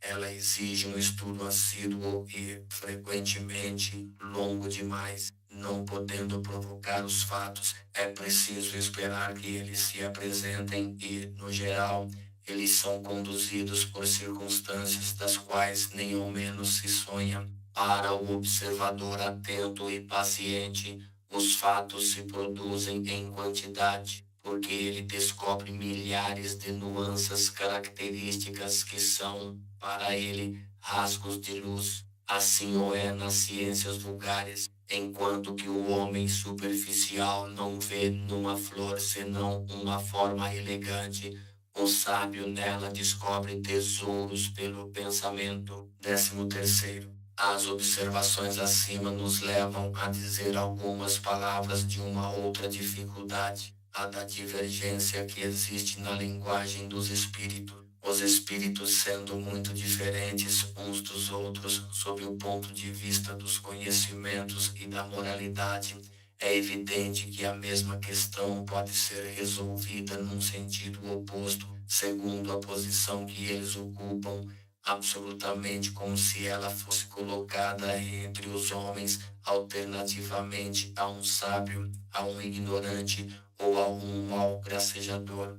O ponto essencial, já o dissemos, é saber a quem é dirigida, mas acrescenta-se como ocorre que os espíritos, reconhecidos por seres superiores, não estejam sempre de acordo. Diremos primeiro que, independentemente da causa que assinalamos, há outras que podem exercer uma certa influência sobre a natureza das respostas, abstração feita da qualidade dos espíritos. Este é um ponto capital, cujo estudo dará a explicação. Por isso, dizemos que esses estudos requerem uma atenção firme, uma observação profunda e, sobretudo, como de resto em todas as ciências humanas, continuidade e perseverança. São precisos anos para fazer um médico medíocre e os 3/4 da vida para fazer um sábio, e sequer em algumas horas adquirir a ciência do infinito. Portanto, não nos enganemos. O estudo do Espiritismo é imenso, toca em todas as questões da metafísica e da ordem social, e é todo um mundo que se abre diante de nós. Deve-se espantar que é preciso de tempo e muito tempo para adquiri-lo. A contradição, aliás, não é sempre tão real como pode parecer.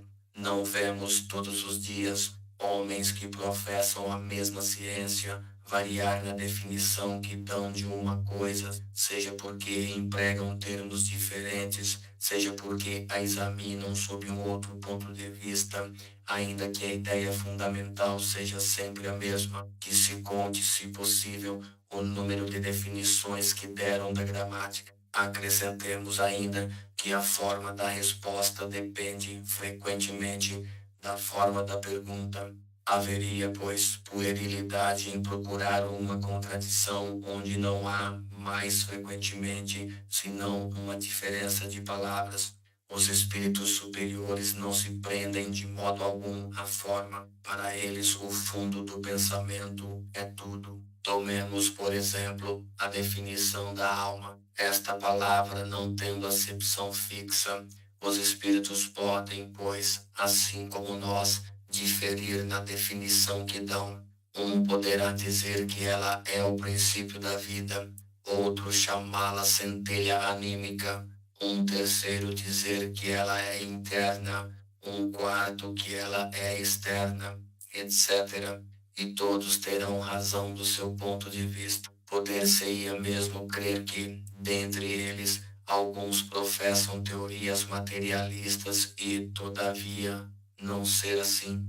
Ocorre o mesmo com relação a Deus. Ele será o princípio de todas as coisas, o Criador do universo, a soberana inteligência, o infinito, o grande Espírito, etc., etc. E, em definitivo, será sempre Deus. Citamos, enfim, a classificação dos espíritos. Eles formam uma sequência ininterrupta desde o grau inferior ao grau superior.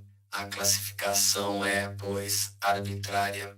Um poderá dar-lhe 3 classes, outros 5, 10 ou 20, à vontade, sem estar por isso em erro. Todas as ciências humanas, a esse respeito, nos oferecem o exemplo. Cada sábio tem seu sistema, e os sistemas mudam, mas a ciência não muda. Que se aprenda a botânica pelo sistema de Linneu, de Jussieu ou de Tournefort, e ela será sempre a botânica. Cessemos, pois, de dar às coisas de pura convenção mais importância do que merecem, para nos prender àquilo que é verdadeiramente sério, e frequentemente a reflexão fará descobrir, naquilo que parece o mais contraditório, uma semelhança que havia escapado a um primeiro exame. 14º. Passaríamos ligeiramente sobre a objeção de certos céticos às falhas de ortografia cometidas por alguns espíritos, se ela não devesse dar lugar a uma observação essencial. Sua ortografia, é preciso dizê-lo, não é sempre irrepreensível, mas é preciso ser bem curto de razão para fazê-la objeto de uma crítica séria, dizendo que, uma vez que os espíritos sabem de tudo, eles devem saber ortografia.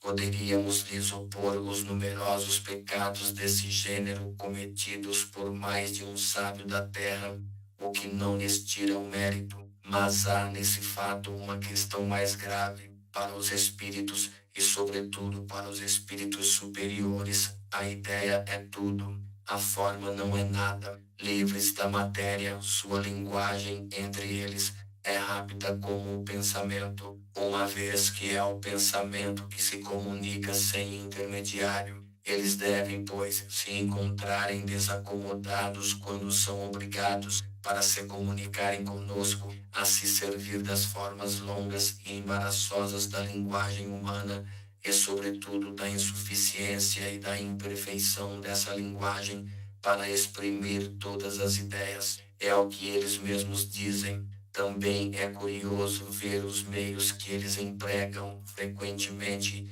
para atenuar esse inconveniente. Seria o mesmo conosco se tivéssemos que nos exprimir numa língua mais extensa, em suas palavras e em suas expressões, e mais pobre nessas expressões do que aquela que usamos. É o embaraço que experimenta o homem de gênio impacientando-se com a lentidão de sua pena, que está sempre aquém do seu pensamento. Concebe-se depois disso que os espíritos liguem pouca importância à puerilidade da ortografia, quando se trata, sobretudo, de um ensinamento grave e sério. Já não é maravilhoso, aliás, que eles se exprimam indiferentemente em todas as línguas e as compreendam todas. Não é preciso concluir-se disso, todavia, que a correção convencional da linguagem lhes seja desconhecida. Eles a observam quando isso é necessário.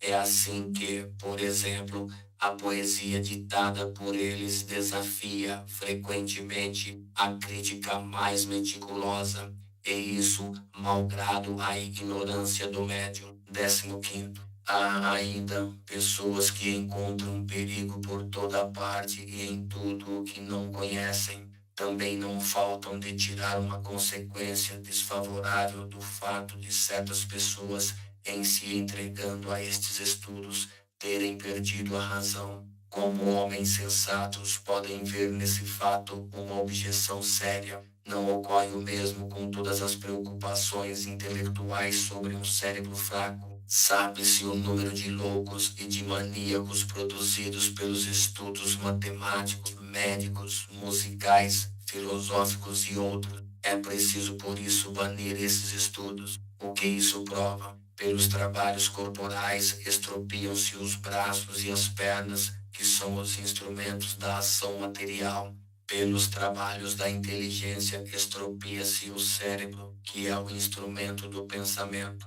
Mas, se o instrumento está quebrado, o espírito não o está por isso. Ele está intacto e, quando desligado da matéria, não goza menos da plenitude de suas faculdades. É no seu gênero, como homem, um mártir do trabalho. Todas as grandes preocupações do espírito podem ocasionar a loucura. As ciências, as artes, a própria religião fornecem seus contingentes. A loucura tem por causa primeira uma predisposição orgânica do cérebro que o torna mais ou menos acessível a certas impressões. Estando dada uma predisposição à loucura, esta toma o caráter da preocupação principal, que se torna então uma ideia fixa. Essa ideia fixa poderá ser a dos espíritos, naquele que se ocupa com eles, como poderá ser a de Deus, dos anjos, do diabo, da fortuna, do poder, de uma arte, de uma ciência, da maternidade, de um sistema político-social. É provável que o louco religioso viesse a ser um louco espírita, se o espiritismo tivesse sido sua preocupação dominante, como o louco espírita o teria sido sob uma outra forma, segundo a circunstância. Digo, pois, que o espiritismo não tem nenhum privilégio sob esse aspecto, mas vou mais longe. Digo que, bem compreendido, é um preservativo contra a loucura. Entre as causas mais numerosas de superexcitação cerebral, é preciso contar as decepções, os desgostos, as afeições contrariadas, que são, ao mesmo tempo, as causas mais frequentes de suicídio. Ora, o verdadeiro espírita vê as coisas deste mundo de um ponto de vista bastante elevado. Elas lhe parecem tão pequenas, tão mesquinhas, diante do futuro que o espera. A vida é para ele tão curta, tão fugidia, que as atribulações não são aos seus olhos senão os incidentes de uma viagem desagradável, o que em outro produziria uma violenta emoção. O afeta mediocremente. Ele sabe, aliás, que os desgostos da vida são provas que servem para o seu adiantamento, se as suporta sem murmurar, porque será recompensado segundo a coragem com a qual as tenha suportado. Suas convicções lhe dão, pois, uma resignação que o preserva do desespero e, por conseguinte, de uma causa permanente de loucura e de suicídio. Ele sabe, por outro lado, pelo espetáculo que lhe dão as comunicações com os espíritos, a sorte daqueles que abreviam voluntariamente os seus dias, e esse quadro é o bastante para o fazer refletir. Também o número daqueles que se detiveram sobre essa inclinação funesta é considerável. É este um dos resultados do Espiritismo, que os incrédulos se riam dele quanto o quiserem. Eu lhes desejo as consolações que ele proporciona a todos aqueles que se dão ao trabalho de sondar-lhe as misteriosas profundezas. Ao número das causas de loucura é preciso acrescentar ainda o medo, e o medo do diabo desarranjou mais de um cérebro. Sabe-se o número de vítimas que se fez amedrontando imaginações fracas com esse quadro que se esforça por tornar mais pavoroso com hediondos detalhes. O diabo, disse, não amedronta senão as crianças. É um freio para torná-las ajuizadas, sim, como o bicho-papão e o lobisomem, e quando não tem mais medo deles, estão pior que antes. E por esse belo resultado não se conta o número das epilepsias causadas pelo abalo de um cérebro delicado. A religião seria bem fraca se, na falta do medo, sua força pudesse ser comprometida. Felizmente não é assim. Há outros meios de ação sobre as almas. O Espiritismo, para isso, lhe fornece os mais eficazes e os mais sérios, se ela sabe usá-los com proveito. Ele mostra a realidade das coisas e, com isso, neutraliza os efeitos funestos de um medo exagerado.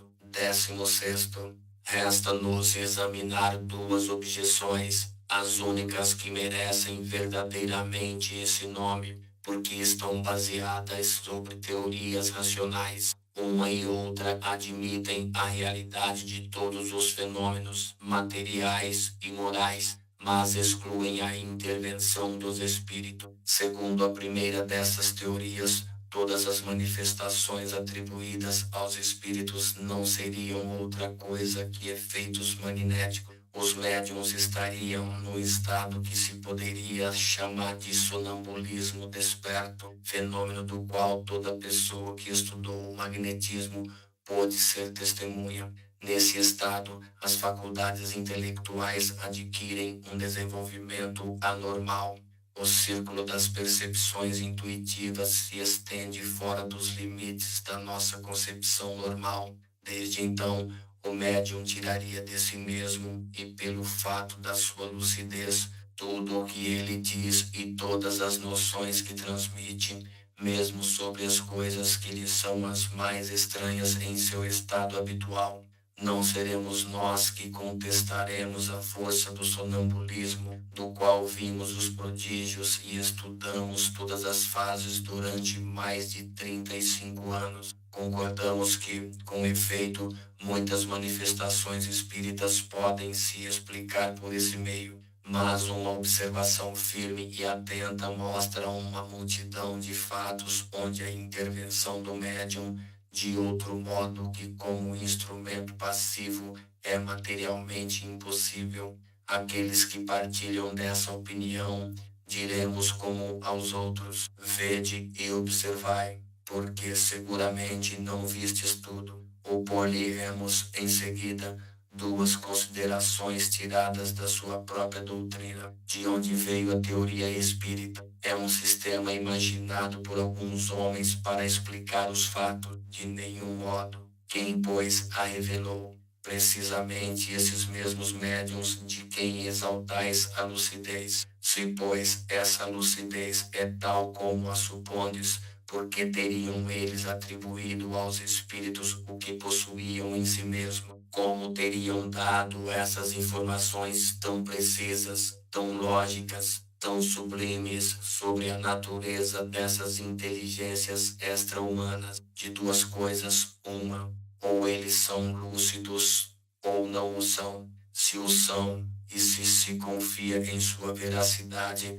não se poderia, sem contradição, admitir que eles não estão com a verdade. Em segundo lugar, se todos os fenômenos tivessem sua fonte no médium, eles seriam idênticos no mesmo indivíduo, e não se veria a mesma pessoa ter uma linguagem discordante e exprimir alternativamente as coisas mais contraditórias. Essa falta de unidade nas manifestações obtidas pelo médium prova a diversidade das fontes. Se, pois, não se as pode encontrar todas no médium, é preciso procurá-las fora dele. Segundo outra opinião, o médium é a fonte das manifestações, mas em lugar de as tirar de si mesmo, assim como o pretendem os construtores da teoria sonambúlica, ele as tira do meio ambiente. O médium seria assim uma espécie de espelho refletindo todas as ideias, todos os pensamentos e todos os conhecimentos das pessoas que o cercam. Ele não diria nada que não fosse conhecido pelo menos de alguns. Não se poderia negar, e isso é mesmo um princípio da doutrina, a influência exercida pelos assistentes sobre a natureza das manifestações. Mas essa influência é diferente daquela que se supõe existir e, daí a que o médium seja o ego de seus pensamentos, há uma grande distância, porque milhares de fatos estabelecem peremptoriamente o contrário. Há nisso, pois, um erro grave que prova, uma vez mais, o perigo das conclusões prematuras. Essas pessoas, não podendo negar a existência de um fenômeno do qual a ciência vulgar não pode se aperceber, e não querendo admitir a presença dos espíritos, o explicam a seu modo. Sua teoria seria sutil se ela pudesse abraçar todos os fatos, mas não é assim. Quando se lhes demonstra até a evidência que certas comunicações do médium são completamente estranhas aos pensamentos, aos conhecimentos, às próprias opiniões dos assistentes, que essas comunicações são, frequentemente, espontâneas e contradizem todas as ideias preconcebidas, eles não ficam atrás por tão pouca coisa. A irradiação, dizem eles, se estende muito além do círculo imediato que nos cerca. O médium é um reflexo da humanidade inteira, de tal sorte que se ele não aure suas inspirações no ambiente, vai procurá-las fora, na cidade, no país, em todo o globo e mesmo em outras esferas. Não penso que se encontre nessas teorias uma explicação mais simples e mais provável que aquela do Espiritismo, porque ela supõe uma causa bem mais maravilhosa: a ideia de que seres povoam os espaços e que, estando em contato permanente conosco, nos comunicam seus pensamentos. Nada tem que choque mais a razão que a suposição dessa irradiação universal de todos os pontos do universo se concentrar no cérebro de um indivíduo. Ainda uma vez, e está aí um ponto capital sobre o qual não poderíamos insistir muito: a teoria sonambúlica e a que se poderia chamar refletiva foram imaginadas por alguns homens. São opiniões individuais criadas para explicar um fato, enquanto que a doutrina dos espíritos não é de concepção humana. Ela foi ditada pelas próprias inteligências que se manifestam quando ninguém não as sonhava, e a opinião geral as repudiava. Ora, perguntamos, onde os médiuns auriram uma doutrina que não existia no pensamento de ninguém sobre a Terra. Perguntamos, por outro lado, por qual estranha coincidência milhares de médiuns disseminados sobre todos os pontos do globo, que jamais se viram, se combinaram para dizer a mesma coisa. Se o primeiro médium, que apareceu na França, suportou a influência de opiniões já aceitas na América, porque esquisitice foi procurar suas ideias a 2000 léguas além do mar, entre um povo estranho de costumes e de linguagem, em lugar de as tomar ao seu redor. Mas há uma outra circunstância sobre a qual não se tem pensado o bastante. As primeiras manifestações na França como na América não ocorreram pela escrita nem pela palavra, mas por pancadas concordando com as letras do alfabeto e formando palavras e frases. Foi por esse meio que as inteligências que se revelaram declararam ser espírito. Se, pois, poder-se-ia supor a intervenção do pensamento dos médiuns nas comunicações verbais ou escritas, ou mesmo não ocorreria com as pancadas, cuja significação não poderia ser conhecida previamente. Poderíamos citar numerosos fatos que demonstram, na inteligência que se manifesta, uma individualidade evidente e uma independência absoluta de vontade. Remetemos, pois, os dissidentes a uma observação mais atenta. Se querem estudar sem prevenção e não concluir antes de ver tudo,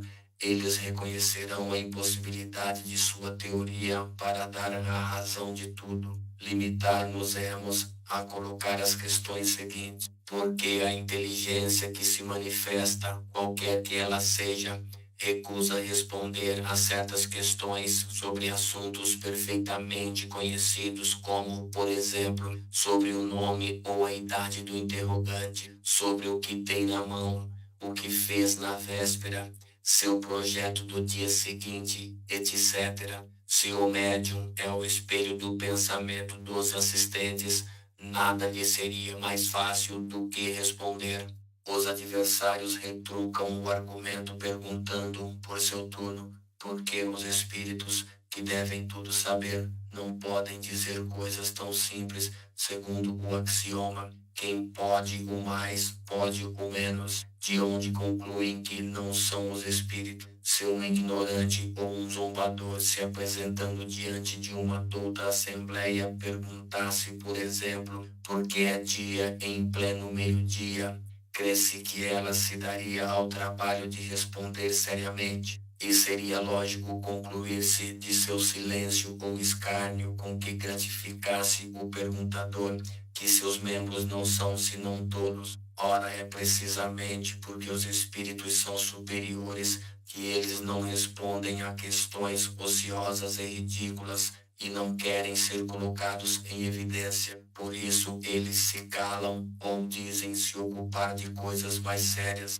Perguntaremos, enfim, por que os espíritos vêm e se vão frequentemente num momento dado e por que, passado esse momento, não há preces nem súplicas que os possam fazer voltar. Se o médium não agisse senão pelo impulso dos assistentes, é evidente que, nessa circunstância, o concurso de todas as vontades reunidas deveria estimular sua clarividência. Se, pois, ele não cede ao desejo da Assembleia, corroborado pela sua própria vontade, é porque obedece a uma influência estranha a ele e aos que o rodeiam, e essa influência acusa com isso a sua independência e a sua individualidade. 17º. O ceticismo no tocante à doutrina espírita, quando não é o resultado de uma oposição sistemática interessada, tem quase sempre sua fonte no conhecimento incompleto dos fatos, o que não impede certas pessoas de decidir a questão como se a conhecessem perfeitamente. Pode-se ter muito espírito, instrução mesmo, e carecer de julgamento. Ora, o primeiro indício de uma falha no julgamento é crer ser infalível. Muitas pessoas também não veem nas manifestações espíritas senão um objeto de curiosidade, Esperamos que, pela leitura deste livro, elas encontrarão nesses fenômenos estranhos outra coisa além de um simples passatempo. A ciência espírita compreende duas partes, uma experimental sobre as manifestações em geral e outra filosófica sobre as manifestações inteligentes. Aquele que não observou senão a primeira está na posição daquele que não conhece a física senão por experiências recreativas, sem ter penetrado no fundo da ciência. A verdadeira doutrina espírita está no ensinamento dado pelos espíritos, e os conhecimentos que esse ensinamento comporta são muito graves para serem adquiridos de outro modo que não por um estudo sério e continuado, feito no silêncio e no recolhimento, porque só nessa condição se pode observar um número infinito de fatos e de nuances que escapam ao observador superficial e permitem assentar uma opinião. Este livro, não tivesse ele por resultado apenas mostrar o lado sério da questão e provocar estudos nesse sentido, isso já seria muito, e nos aplaudiríamos de ter sido escolhido para realizar uma obra da qual não pretendemos, de resto, nos fazer nenhum mérito pessoal, uma vez que os princípios que ela encerra não são nossa criação. Seu mérito, portanto, é inteiramente dos espíritos que a ditaram. Esperamos que ela tenha um outro resultado, o de guiar os homens desejosos de se esclarecerem, mostrando-lhes nesses estudos um objetivo grande e sublime, o do progresso individual e social, e de lhes indicar o caminho a seguir para atingi-lo. Concluímos com uma última consideração. Os astrônomos, sondando o espaço, encontraram, na distribuição dos corpos celestes, lacunas não justificadas e em desacordo com as leis do conjunto. Eles supuseram que essas lacunas deveriam estar ocupadas por globos que escaparam à sua observação. De outro lado, observaram certos efeitos dos quais a causa lhes era desconhecida, e disseram a si mesmos: ali deve haver um mundo, porque essa lacuna não pode existir, e esses efeitos devem ter uma causa. Julgando então da causa pelo efeito, puderam calcular os elementos, e mais tarde os fatos vieram justificar as suas previsões. Apliquemos esse raciocínio a uma outra ordem de ideias. Se observar a série dos seres, verifica-se que eles formam uma cadeia sem solução de continuidade, desde a matéria bruta até o homem mais inteligente. Mas entre o homem e Deus, que é o alfa e o ômega de todas as coisas, que imensa lacuna! É racional pensar que nele terminam os anéis dessa cadeia, que ele transponha sem transição a distância que o separa do infinito. A razão nos diz que entre o homem e Deus deve haver outros escalões, como disse aos astrônomos que entre os mundos conhecidos devia haver mundos desconhecidos. Qual é a filosofia que preencheu essa lacuna? O Espiritismo nos mostra ocupada pelos seres de todas as posições do mundo invisível, e esses seres não são outros senão os espíritos dos homens que atingiram os diferentes graus que conduzem à perfeição. Então tudo se liga, tudo se encadeia, desde o alfa até o ômega. Vós que negais a existência dos espíritos, preenchei, pois, o vazio que eles ocupam, e vós que rides deles, ousai rir das obras de Deus e de sua onipotência. Allan Kardec.